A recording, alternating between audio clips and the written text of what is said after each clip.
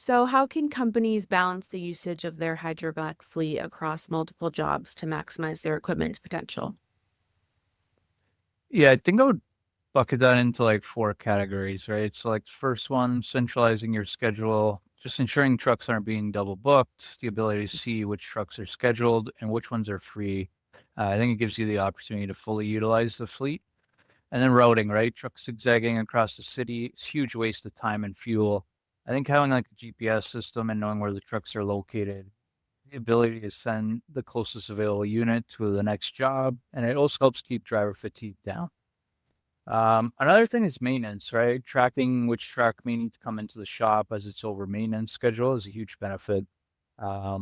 Typically the last thing you want is a truck going down on a job site, which can turn into losing a customer or making them upset. If it happens once or twice, not a huge deal, but if it keep happening, eventually you get a bad name for yourself and no one wants to work with you, right?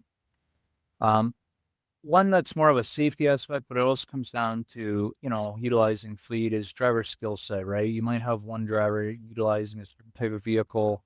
You need to know what their capabilities are, right? Some operators can handle any job you throw at them. Then others need some coaching, maybe having a supervisor on site, available for situations like that. Definitely is key to helping support your field staff.